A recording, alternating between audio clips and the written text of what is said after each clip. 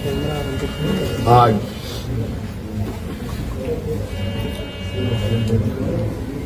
भव्य शपथ ग्रहण के बाद नई सरकार गठन के मार्ग प्रशस्त हुए हैं।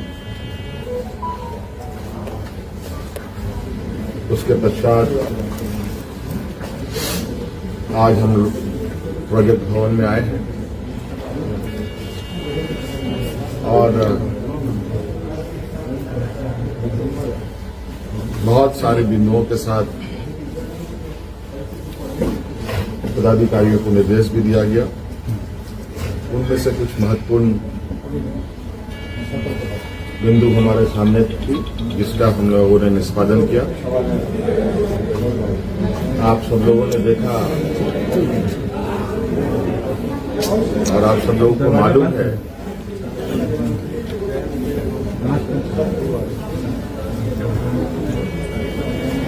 केंद्र सरकार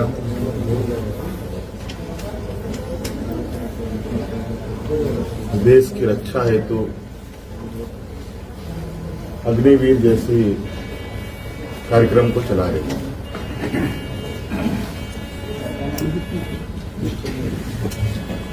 उस विषय को लेकर कई सवाल हैं नौजवानों के भविष्य को लेकर, और आपको मैं बताना चाहूंगा कि राज्य सरकार ने, हम लोगों ने पहले ही ये निर्णय लिया था कि झारखंड राज्य के जो भी नौजवान अग्निवीर में शामिल होंगे और किसी घटना में अगर उनकी मृत्यु होती है तो उनके पूरे परिवारों के साथ, परिवारजनों के साथ राज्य सरकार खड़ी रहेगी और राज्य पुलिस कर्मियों को जो राज्य की किसी घटना में मृत्यु होने पर जो सहायता सहयोग सरकार देती है, वही सहयोग अग्निवीर के परिजनों को भी दे होगा। आपको मालूम है कि अभी कुछ दिन पहले ही असम के सीमावर्ती क्षेत्र में उग्रवादी घटना में 21 या 22 तारीख का दिन है जहां झारखंड का एक नौजवान चंदन क्यारी, बोकारो जिले का एक क्षेत्र है, वहां का एक नौजवान अर्जुन महतो जो वीर गति को प्राप्त हुआ, उनको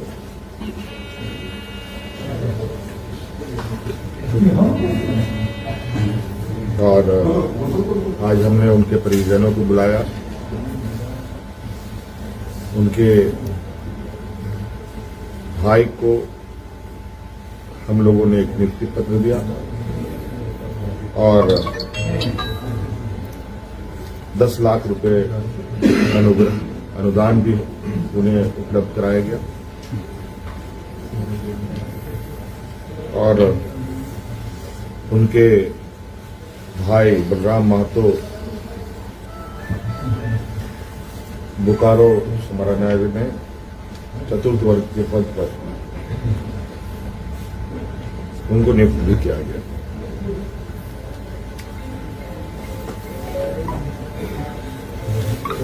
लगभग मुझे लगता है इस घटना को हुए हफ्ता दिन हुआ होगा और हमारी कोशिश थी कि अविलंब उनको ये सहायता उपलब्ध कराया जाए, क्योंकि आप सबको मालूम है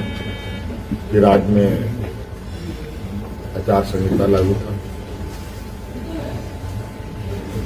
सरकार गठन की प्रक्रिया चल रही थी और सरकार गठन होने के पहला कदम हम लोगों ने उस पीड़ित परिवार के साथ खड़ा होने का अपना संकल्प पूरा किया। इसके अलावा आज सभी विधायकों को 81 विधानसभा में जो चुने गए सदस्यों को शपथ ग्रहण हेतु प्रोटेम स्पीकर के रूप में प्रोफेसर स्टीफन मरांडी जी को चुना गया और ये भी निर्णय लिया गया कि आगामी 9 से 12 तारीख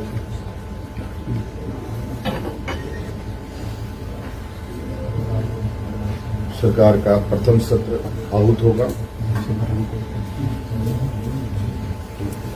और ये भी निर्देशित किया गया कि जो हमने निर्णय लिया था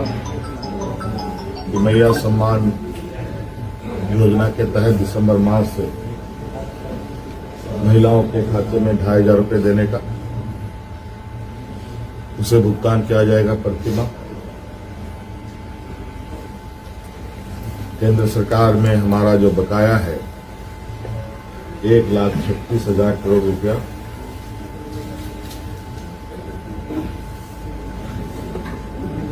जो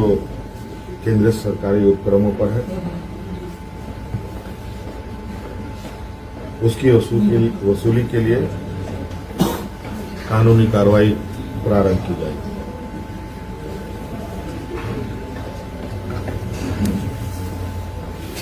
आपको पता है ये राज्य देश का सबसे पिछड़ा राज्य है।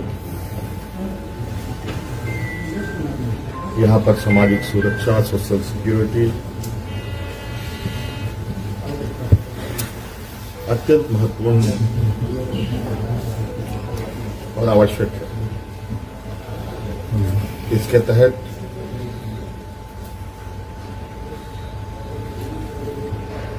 राज्य के गरीब गुरुआ लोगों को उनकी आर्थिक स्वावलंबी कैसे बने और इसको लेकर सरकार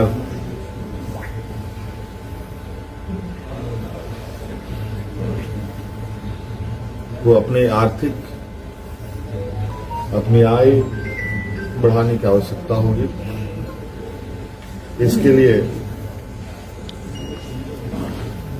नए स्रोत खोजे जाएंगे। खनन क्षेत्र में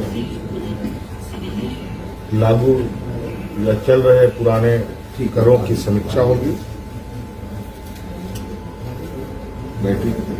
और उसमें वृद्धि एवं न्यायिक मामलों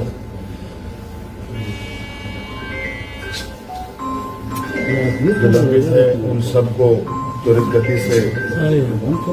खत्म किया जाएगा।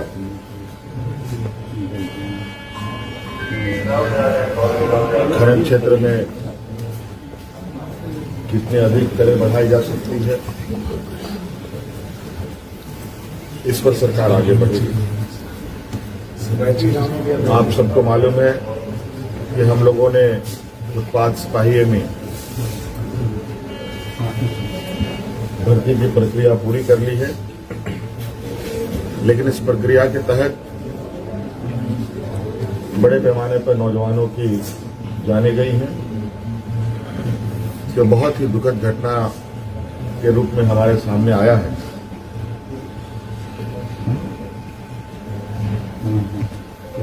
क्योंकि भविष्य में भी बड़े पैमाने पर पुलिस की बहाली होनी है, इसलिए अविलंब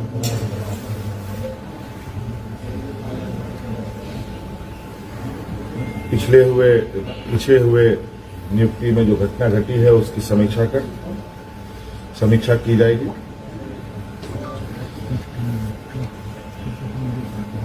राज्य में सभी पदों पर नियुक्ति के लिए जेपीएससी और जेएसएससी तथा अन्य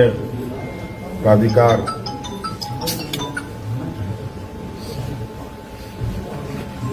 1 जनवरी 2025 के पूर्व परीक्षा कैलेंडर प्रकाशित किया जाएगा और जो लंबित रिजल्ट हैं उनको प्रकाशित किया जाएगा। साथ साथ में ये भी निर्णय लिया गया असम में जो वहां के चाय बागान में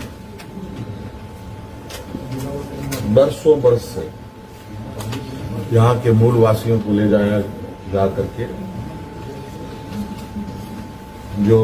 वहां बसे हैं, जो विशेषकर जनजातीय समूह जो झारखंड मूल के हैं, उनकी दशा एवं उनके भविष्य में दिए जाने वाले सुविधा का अध्ययन के लिए सर्वदलीय प्रतिनिधिमंडल एवं पदाधिकारियों का दल असम जाकर जमीनी स्तर पर अध्ययन करेगी और सरकार को प्रतिवेदन सौंपेगी। ये कुछ महत्वपूर्ण बिंदु आपके समक्ष हमने रखा है। बाकी चीजें और भी है जो हम समय समय पर आप सब लोगों के समक्ष अवगत कराने का काम करें। ये फ्लोर टेस्ट जो है